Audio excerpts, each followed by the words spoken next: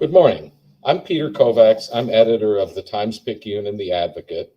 Welcome to our virtual town hall today with Senator Bill Cassidy about issues related to Ida hurricane recovery. Before we get started, I wanted to thank our sponsor, AARP, and we're going to show a brief message from them and then introduce the Senator. AARP Louisiana is proud to sponsor today's town hall. I'm Bobby Savoy, AARP Louisiana Volunteer State President. Just like many of you across the state, I know what it's like to lose your home to a natural disaster. I know because I experienced it firsthand. I know too the hard work of rebuilding and putting your life back together. And so does AARP Louisiana. That's why we're connecting you with information and resources like today's town hall. AARP Louisiana is also fighting for better emergency planning for residents at nursing homes and independent living centers. Like you, we were outraged by the images of nursing home residents stranded in a warehouse. We're committed to preventing senseless tragedies like this from ever happening again. AARP also believes that Louisiana utility customers are paying far too much in utility rates to sit in darkness for weeks after each storm. It's time we hold utilities companies for stronger accountability measures for the power grid, as well as for improved responses from our state and federal agencies. That's what we do at AARP. You can learn how we do it and get involved at aarp.org/LA. Thank you very much. Let's get started by welcoming our guest, Senator Cassidy. Good to see you, sir. Hey, Peter, thank you for having me, and thanks for all the people who submitted questions.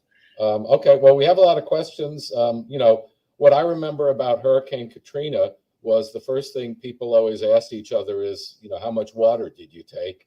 And I think in Hurricane Ida, the thing people always ask each other is, how many days did you go without power? So what was your experience, Senator? Yeah, so we lost power. We had a generator, so ran our refrigerator. We were warm, but that's okay.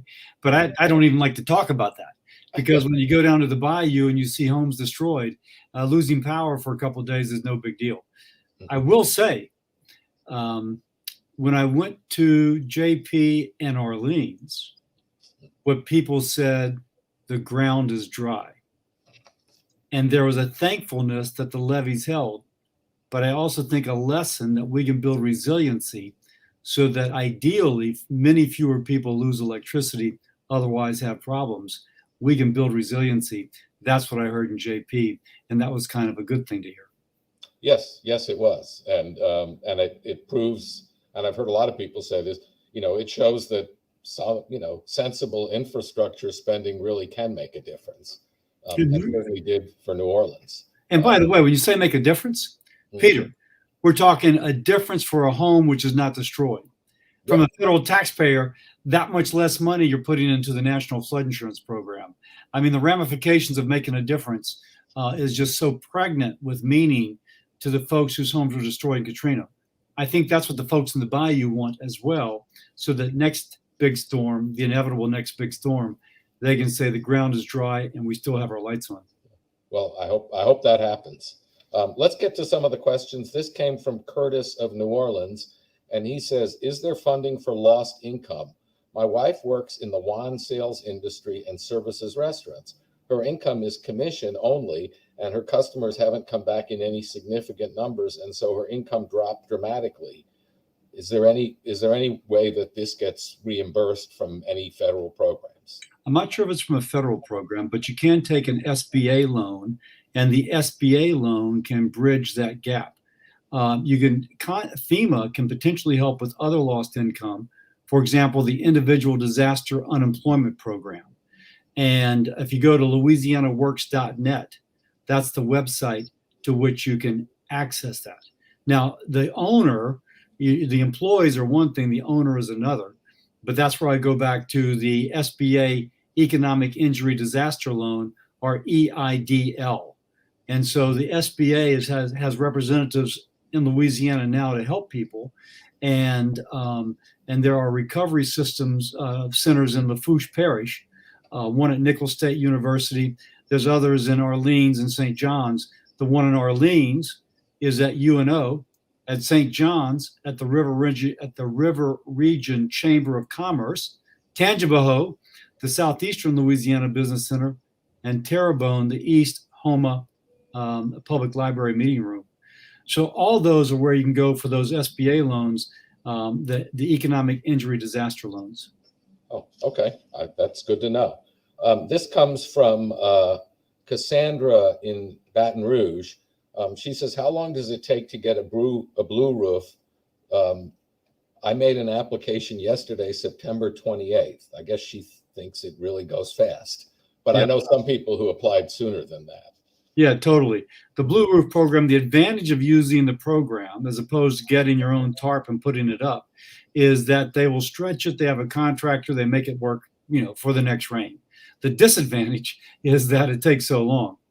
If you've not applied, let me just mention, the phone number is 888-766-3258. 888-766-3258.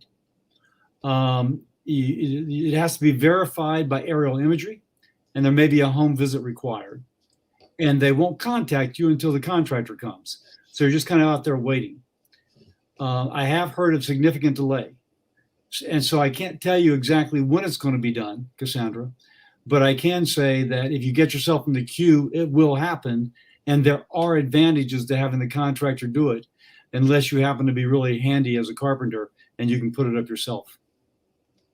Yeah, no, if you look at the way they're installed, they're actually very well installed. And, and I am starting to see them more commonly and frequently. This comes from Omar in New Orleans, and he says President Biden has asked home insurance carriers to pay for loss of use expenses related to evacuations from the storm. Hurricane Ida was a Category 4 storm, and City of New Orleans would have issued a mandatory evacuation if there was enough time to do so. Being that it was a voluntary evacuation, it does not qualify for loss of use in most cases. Even with the request from the president, and also, by the way, I think Commissioner Donnellan, few insurance companies are covering this expense, and FEMA does not cover it as well. So what do you intend to do to help families that have spent thousands of dollars on evacuation and have no way to cover their losses? So first, you're right. Donnellan is attempting to urge them to do so. Let me start over. Check your insurance documents. It could fall under a loss of use coverage. So let me first say that. Donnellan is urging them to do so. This is really more of a Jim Donnellan Department of Insurance issue than it is a federal, because the insurance companies in state markets it's not a national market, it's a state market. And I do know Commissioner Donnellan's attempting to get that. I've heard that some are. But if the insurance doesn't cover, send the denial to FEMA, and FEMA, I'm told, will then make allowances. So obviously this is something which is evolving, but if the insurance doesn't cover, one more time, send the denial to FEMA, and I'm told FEMA may then cover. Okay. That is one of the most common things that you hear from people as a grievance. And also, it's particularly if you don't have a lot of cash, that by the time you get the denial, it's hard to get your insurance company to issue the paper denial to send it to FEMA. And there is an ombudsman with the State Department of Insurance. Be sure to register your complaint because the duty of that ombudsman office, OMSBUDSON, I think, or ombudsman. You're the journalist. You know how to spell. I don't. They will take your complaint to the insurance company. But FEMA normally provides up to 2 months of rental assistance, and so that may be able to help you in the gap. Okay. Joe of River Ridge says, when will FEMA begin to issue reimbursements for generators and chainsaws? First, if I think just for people who may not know this, You can get up to $800 for generators, even if there was not a medical need, and $250 for chainsaws. The receipts can be faxed, mailed, uploaded to the applicant's FEMA account, or you can go to the disaster recovery system and submit it. Now, you had to have purchased or rented these devices between the 26th of August and September the 25th. And you have to meet the kind of general eligibility requirements for FEMA's individual and household program. Your primary residence has to be in a parish designated for individuals and households. Again, obviously, the person asking the question knows this, but just for those who don't. And the parishes are those you might imagine were affected by the hurricane. And you need proof of purchase, as I mentioned, for the rental receipt or the item. Now, when it's going to come out, I'm not quite sure on that, but we'll try and get that information. And as kind of a follow-up to this program, we will, as a follow-up to this program, we'll either get it to you, Peter, or we'll put it on my website, cassidy.senate.gov, and we'll do our best to find out from FEMA when it starts coming back. So we'll have the answers that we're not totally clicking on today at cassidy.senate.gov, hopefully by close of business, if not by tomorrow. Yeah, that would be helpful. I don't actually, the asker of this question did not put their email, so I actually don't have a way to get in touch with them.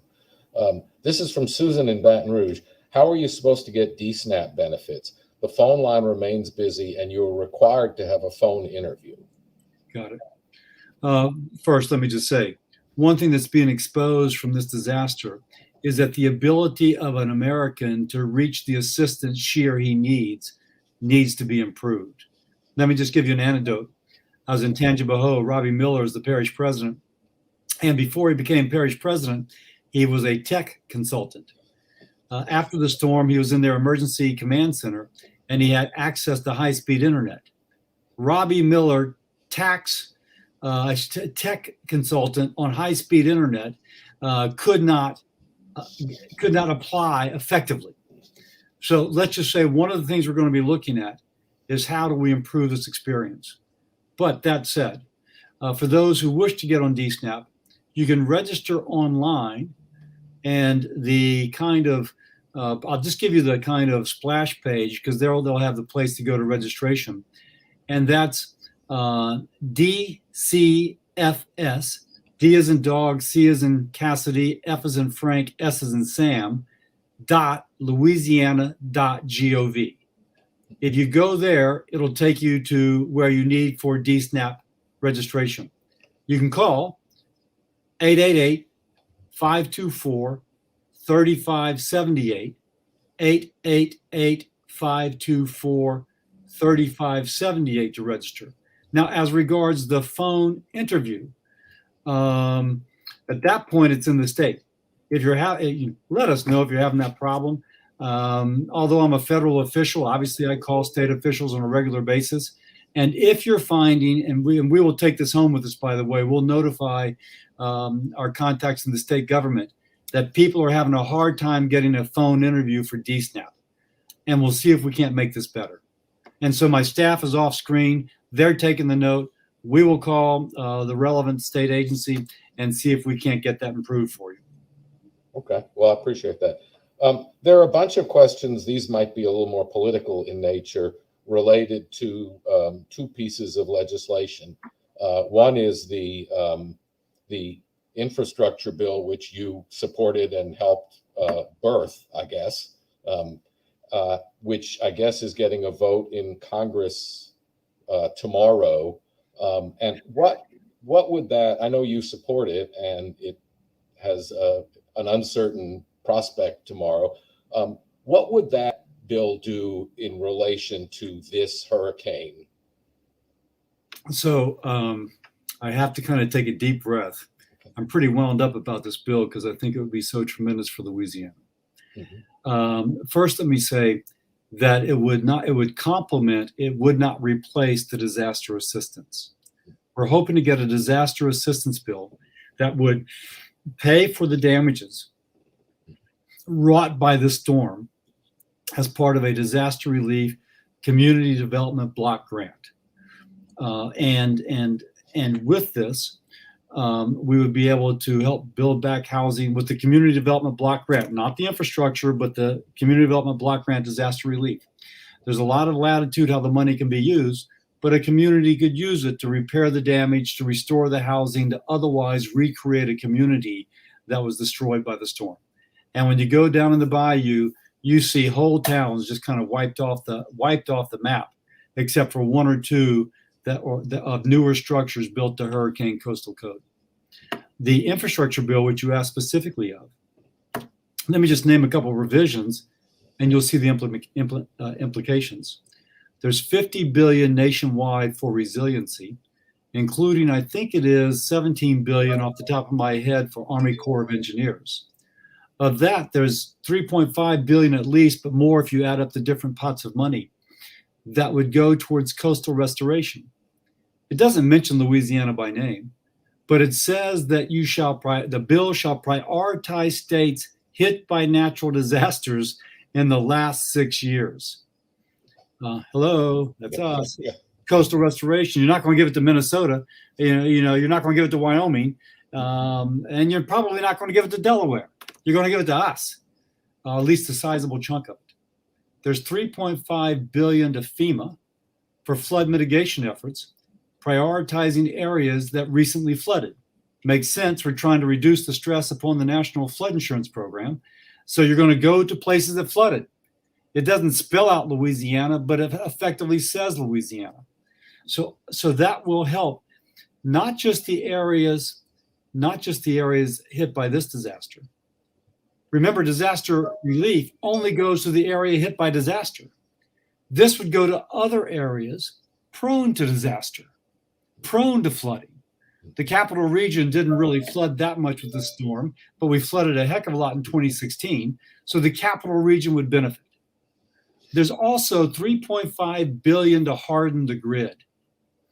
Now, you may be in a section of the state unaffected by Ida, but the next big storm, we want that grid to be hardened too. Of course, it's spread out across the nation, but it is prioritizing areas subject to natural disasters. When the president came to New Orleans recently to JP, actually Kenner, I spoke to him. I said, Mr. President, this infrastructure bill can harden the grid. It would help us in Louisiana. He goes, you're absolutely right. So when folks say somehow that the president's going to, do a dirty deed to Louisiana, it's on his mind that this bill can help Louisiana. One more thing I will mention, and this may seem a little bit tangential. There's $65 billion to provide all Americans, including those who live in Louisiana, access to high-speed internet. Why am I mentioning this in context of the storm?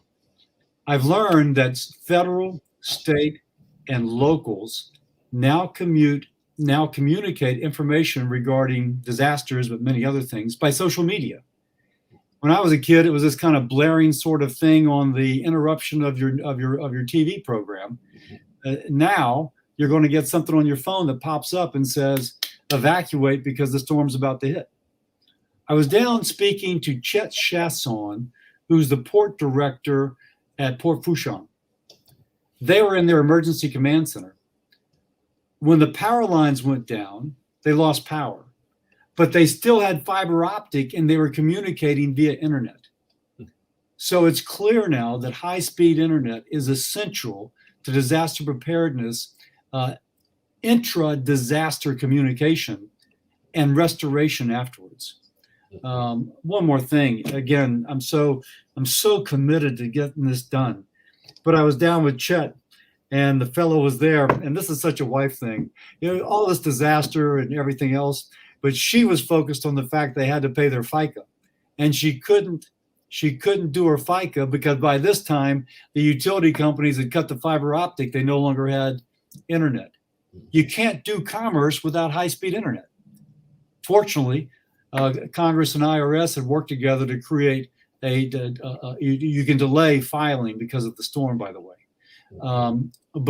But she was, so conscientious about paying her taxes that even in the midst of the storm, she wanted to do so.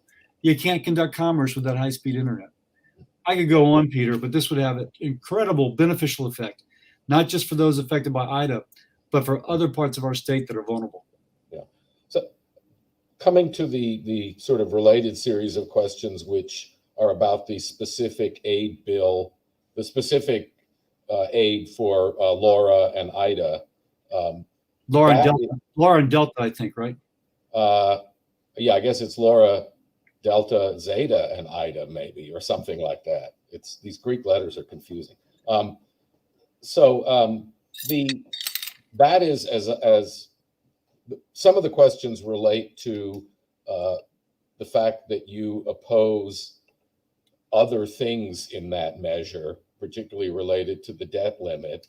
And so if you could explain that, how you see it, how you would vote, and what you would prefer to vote, what you would prefer to be in the measure you would vote on. So first, let me say, this is a very process thing. And so I apologize. I don't normally like to talk about process. First, let me say that the disaster relief for Delta, Laura, and Zeta will pass today or tomorrow.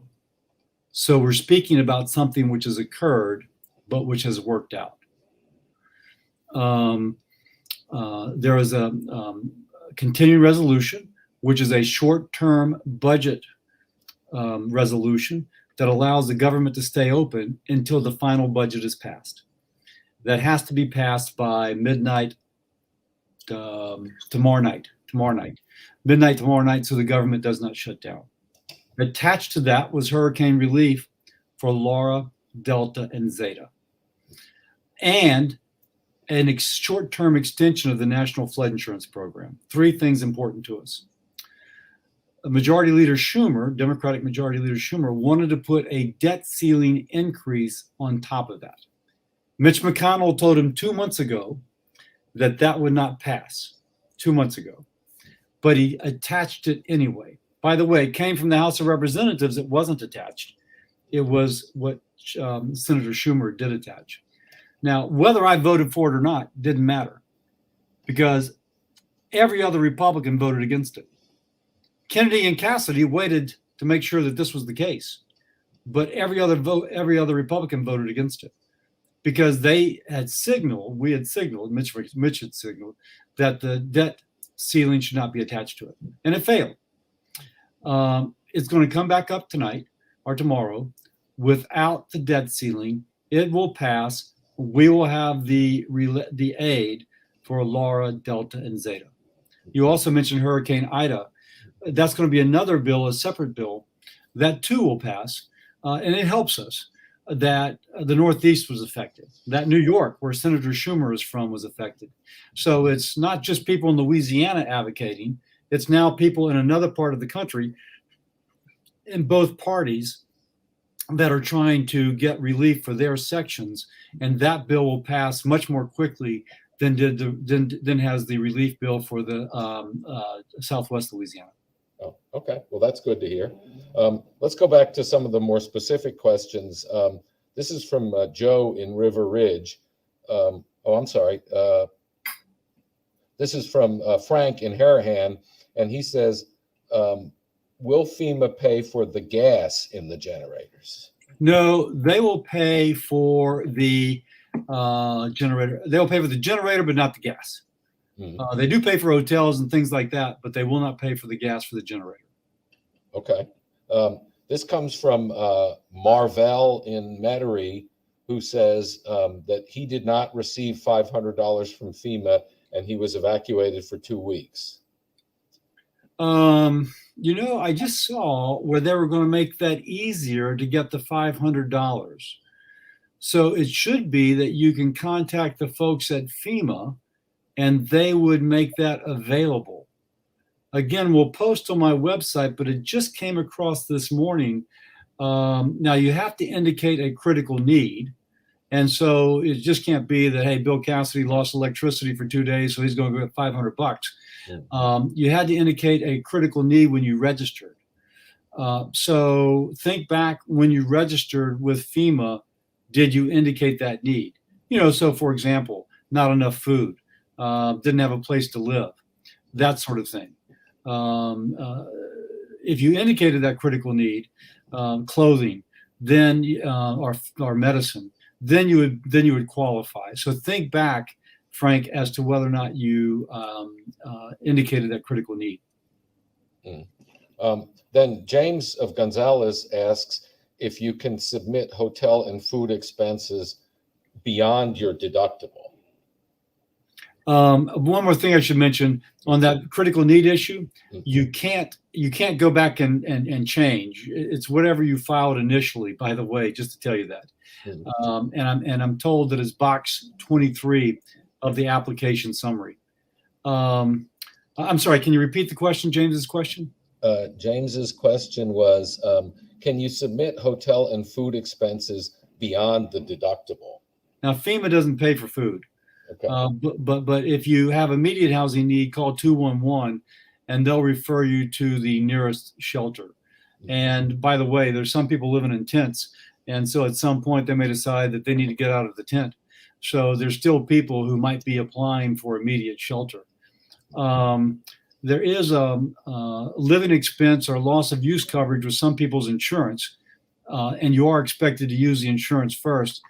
And if you don't have insurance, then they can help you with some other living expenses, but it's going to be slower.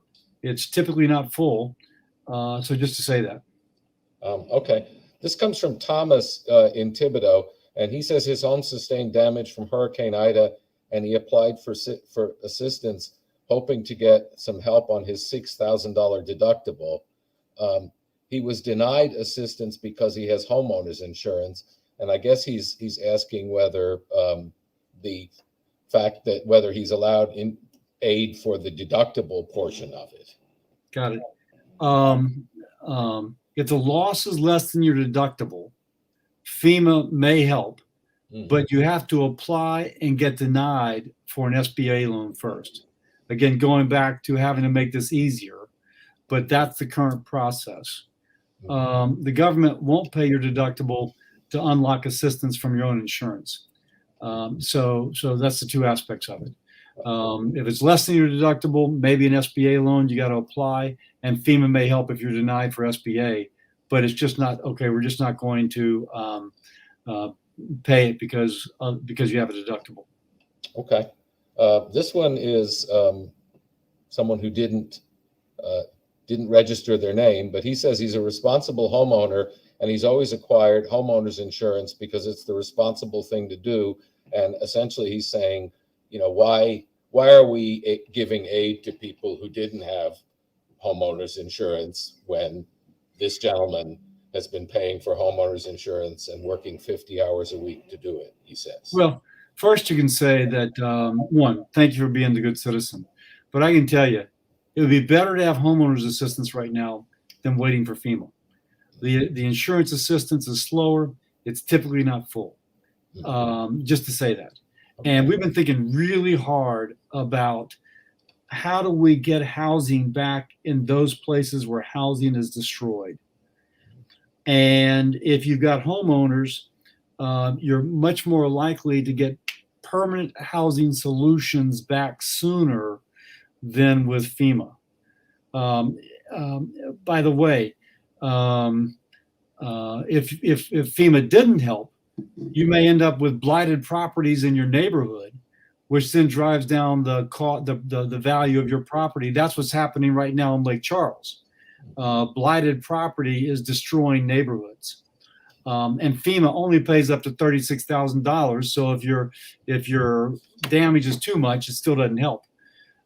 So I feel your frustration. You want people to be good citizens, but by the way, it actually pays to be as responsible as you've been. Yeah.